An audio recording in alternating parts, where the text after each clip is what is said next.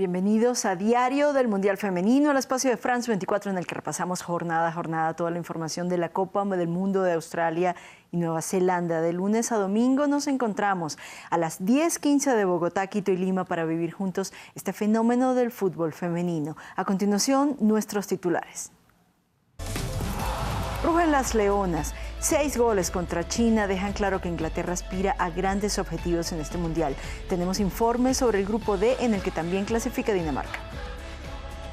Conteniendo el aliento, Estados Unidos pasó susto hasta el último momento, pero sacó el empate a 0 ante Portugal, que coloca a las campeonas en octavos de final. Eso sí, de segunda por detrás de un equipo de Países Bajos arrollador. Tenemos análisis. Brasil se juega la vida. A Jamaica le basta con un empate para superar la primera ronda y Francia la tiene más fácil para asegurar el pase. Anticipamos las opciones en el grupo F.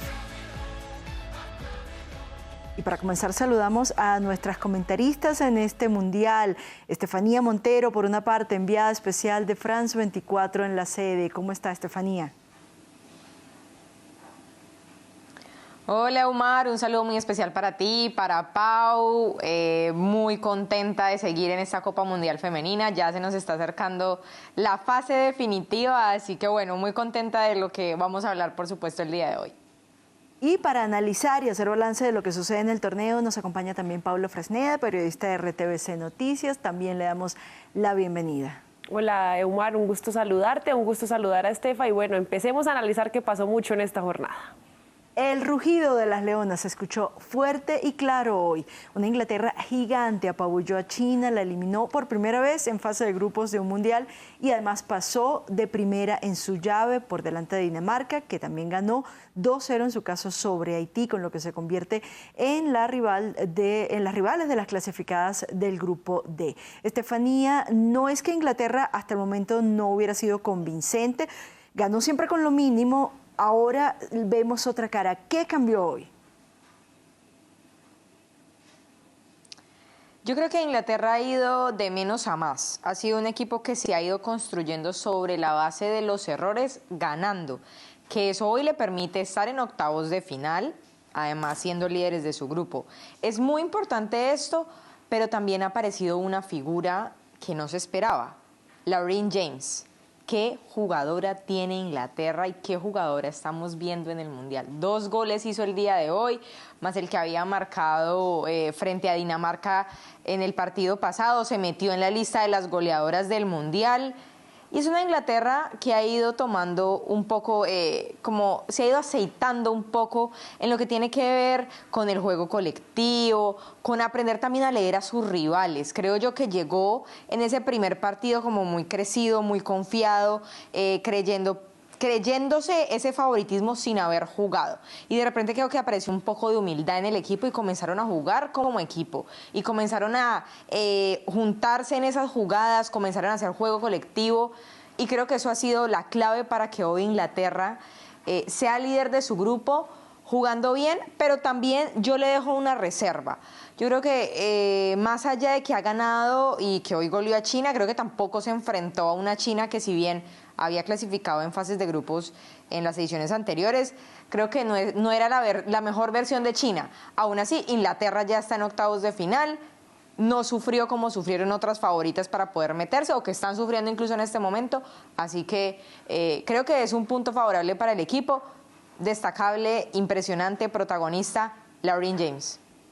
Hoy faltó esa asociación a la que nos tenía acostumbrados Inglaterra entre Georgia Stanway y Keira Walsh, porque Walsh está lesionada, pero definitivamente se hicieron los ajustes para suplir el volumen de juego que ellas dos producen, ¿no? Sí, Sarina Bigman hoy fue muy inteligente, Omar, porque además plantó una línea de 3 en defensa, que es muy raro que esto pase, ¿no?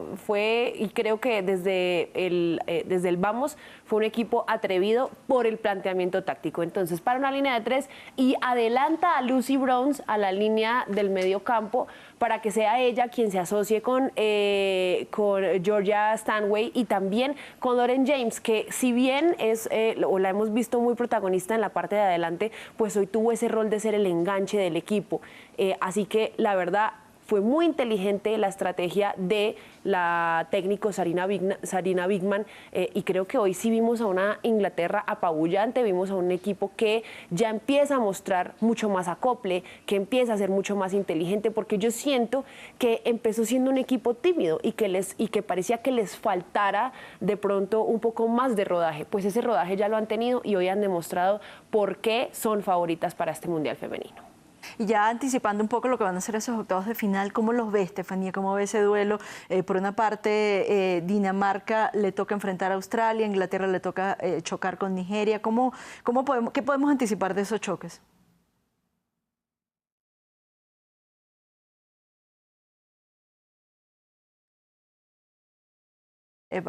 Mientras tanto, mientras recuperamos el audio de Estefanía, vamos a conversar eso con usted, Paula. Bueno, ¿Qué podemos esperar? Yo creo que Inglaterra-Nigeria va a ser un partido muy interesante porque además, si bien estábamos hablando, Eumar, de cómo ha evolucionado en el ataque Inglaterra, pues también hay que ver cómo se le va a parar a una Nigeria que tiene un mediocampo muy fuerte y que es un equipo al que también le gusta salir a proponer. Yo creo que a los dos equipos les toca estudiarse bastante porque va a ser un duelo muy reñido y creo que los primeros minutos, sobre todo de ese encuentro de octavos de final, se van a dar en el medio campo.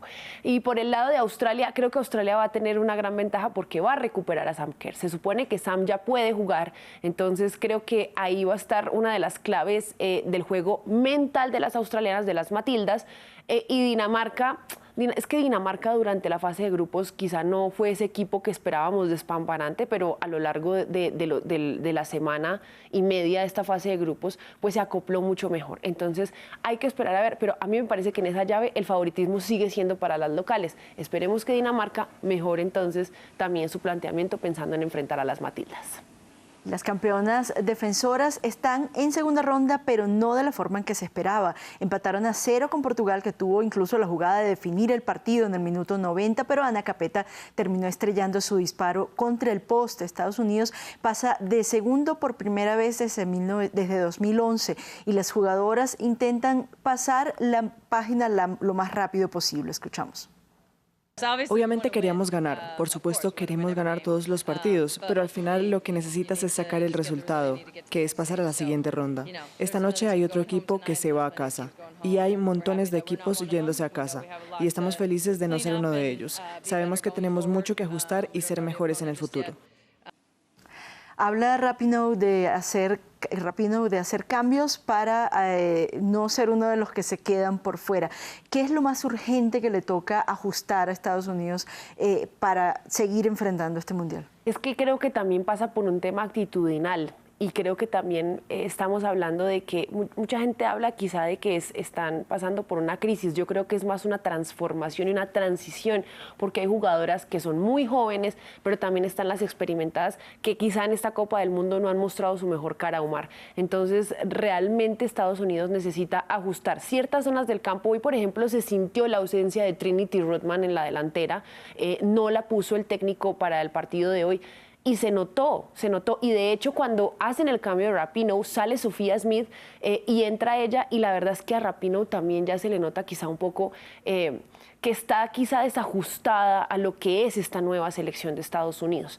Entonces es preocupante porque creo que estamos viendo un nivel mucho inferior de lo que esperábamos de esta selección de Estados Unidos, pero son ajustes que se pueden ir haciendo pensando en lo que va a ser ese partido de octavos de final. Y Estefanía, le preguntamos, sabemos que usted está en Australia, Estados Unidos está jugando en Nueva Zelanda, pero le preguntamos, ¿usted ha podido pulsar, digamos, la forma en que está viviendo la afición y la prensa estos resultados y esta actuación de Estados Unidos hasta el momento?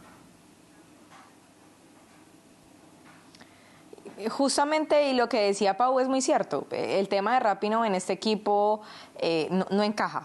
Parece que fuera esa ficha que, a pesar de que es la laminita dorada que tienes en el álbum, porque es importante, de repente no hay espacio para la laminita dorada en ese álbum.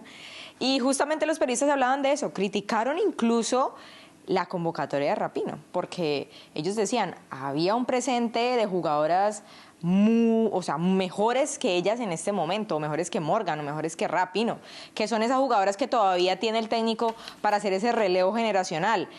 La prensa está incrédula, no tiene mucha fe de lo lejos que puede llegar este equipo. Dicen que no es el equipo campeón, que ya también se vio en Tokio 2021, en el que tampoco se vio un gran equipo. Así que creo que hay mucho escepticismo en la prensa, hay críticas al técnico muy fuertes, que se casó con jugadoras, pero también entiendo el punto de la gratitud y de cerrar un ciclo con jugadoras que le han dado triunfos históricos a la selección de Estados Unidos.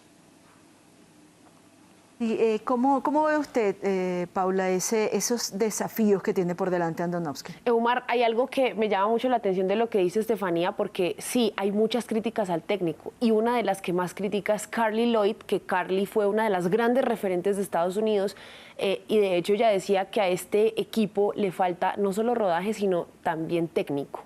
Entonces critican mucho lo que está haciendo el técnico de Estados Unidos, pero además hoy, por ejemplo, fue muy tajante criticando la actuación de Estados Unidos y decía que realmente la figura del partido fue el poste que terminó salvando a las norteamericanas pues de quedar eliminadas, porque donde ese gol entre, pues chao Estados Unidos, y estamos hablando de una hecatombe para un país que hemos recalcado bastante sobre los procesos. Entonces, que Carly Lloyd, una de tus grandes estrellas, también critique un poco lo que está pasando a la interna del equipo, habla mucho de una situación muy preocupante y de un tema que se tiene que empezar a manejar desde ya. El otro gran resultado del día es la victoria contundente de Países Bajos ante Vietnam. No es tal vez el rival frente al que se puedan hacer grandes análisis, porque es uno de los equipos más débiles del Mundial, pero sí le pedimos la lectura de ese resultado y del Países Bajos que nos muestra. Es un Países Bajos que comenzó generando muchas dudas ante Portugal, pero además es un Países Bajos que se plantó muy bien ante Estados Unidos y que hoy muestra una cara de favoritismo que no le habíamos visto. Me parece que es un equipo muy ceñido, muy organizado, muy rápido, que le gusta mucho jugar, digámoslo, de una manera muy horizontal. Tratan de salir muy organizadas, cuando pueden adelantan las líneas. Entonces creo que este Países Bajos empieza a mostrar, primero, que no era que pese a que no era un grupo fácil, pues es el favorito del grupo, y segundo, que puede estar dando mucho más sorpresas en lo que viene el camino. Me gusta mucho lo que trabaja Países Bajos en este momento, y creo que lo vamos a ver llegando larguito en esta fase de finales. Y mañana se juegan la vida dos latinoamericanos. Brasil tiene que ganar contra Jamaica, y Argentina ni siquiera depende de sí misma. Estefanía, al principio nos estábamos preguntando, después de esa victoria contra Panamá, si lo que había mostrado Brasil era suficiente para aspirar, y concluíamos que el rival no era suficiente para hacer esa evaluación. Mañana sí es el gran examen final, ¿no? Mañana es el examen que hay que ganar, sea el final, sea lo que sea. Brasil tiene que ganar si quiere estar en la fiesta de las finales, y no la tiene fácil. Va a ser un partido en el que va a encontrar un rival que se ha plantado bien, y un rival que además le logró un punto a Francia, que si bien Francia no estaba en su mejor momento, lo logró, cosa que no logró Brasil. Brasil no pudo ni siquiera empatar con Francia. Creo que Brasil viene en ese recambio generacional. Creo que, como le ha pasado a otras selecciones, como el caso de España, no tuvieron primeros exámenes muy difíciles que lograron concretar con facilidad, lo cual también es meritorio, porque en su momento dijimos que Inglaterra casi no puede con Haití. Entonces creo que también es meritorio ganarle a los que en el papel son rivales menores. Pero creo que Brasil, si quiere aspirar a estar en finales, pues mañana tiene sí o sí no solamente que ganar, sino que también creo que tiene que convencer, porque Brasil no convence del todo. Si bien ha tenido destellos de fútbol, como lo estuvo contra Costa Rica, creo que, contra Panamá. Bueno, se me fue el rival en ese momento, pero Panamá, exacto. Creo que debe mostrar un mejor fútbol, siendo además la campeona de América. Así que es un examen importante para Brasil, en el que solo tiene una opción: ganar y corregir del futuro, para el futuro y para las instancias finales, que van a tener rivales mucho más complicados sin duda. Sé que mañana a usted le toca fuerte, le toca ese partido de Francia contra Panamá, así que la dejamos descansar y nos reencontramos. Chao Mar, chao Pau, un abrazo y estamos hablando por supuesto el día de mañana con toda la información que se viene con esos importantes y decisivos partidos. Y el otro partido, el otro latinoamericano que va a tratar de sobrevivir es Argentina, pero el panorama se ve pues muchísimo más sombrío para ellas. ¿Qué podemos decir de la misión que tenía Argentina en este Mundial? Porque a la luz de lo que hemos visto, creo que pasa más por evolucionar, por ir consiguiendo un lugar entre las grandes, que por perseguir resultados. ¿Puede ser esa una lectura válida? Sí, Omar, la verdad es que Estefanía Banini, que es la gran referente de Argentina, pues lo dijo en una entrevista que dio previo a este Mundial, y era que ellas no soñaban con ser campeonas del mundo, pero sí soñaban con empezar a dar pasos de gigante para dejar una huella que le permitiera a las futuras generaciones empezar a crear mucha más conciencia de lo que ellas han hecho. Hoy, de hecho, tuve la posibilidad de escuchar a Germán Portanova, el técnico, y Germán decía que, pues, la idea es por lo menos tener una victoria, ¿sí? Y esa victoria les podría servir muchísimo para pensar en poder dar ese paso, pero él habla de lo difícil que va a ser claramente ante una Suecia que es un equipo demasiado complicado, sobre todo en el balón parado, que es lo que nos ha mostrado.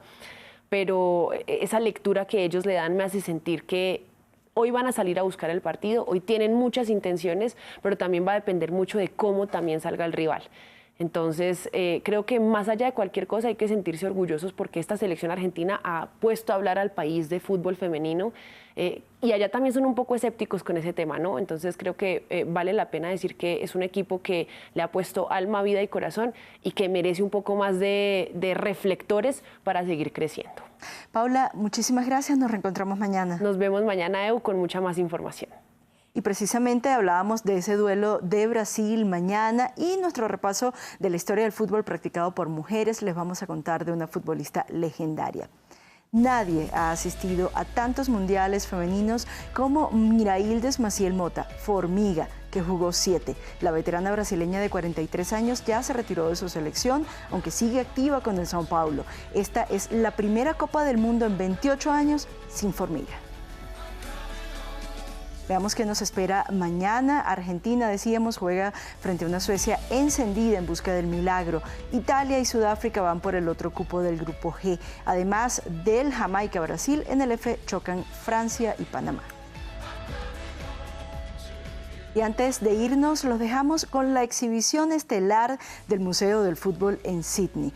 El trofeo del Mundial ya está en esa ciudad, forma parte de los artículos que se exhiben en el Museo de la FIFA. Miles de fanáticos acuden cada día a apreciar la copa que primero, recordemos, llegó a Nueva Zelanda, que es la otra sede del Mundial. También acuden a dejar testimonio del constante crecimiento del interés por el fútbol femenino que atrae multitudes cada vez más grandes. Hasta aquí esta edición de Diario del Mundial Femenino, pero les recordamos que hay mucha más información y análisis en nuestro sitio web france24.com y en nuestras redes sociales. Los invitamos a acompañarnos de nuevo mañana y mientras tanto continuar con la programación de France 24 en español.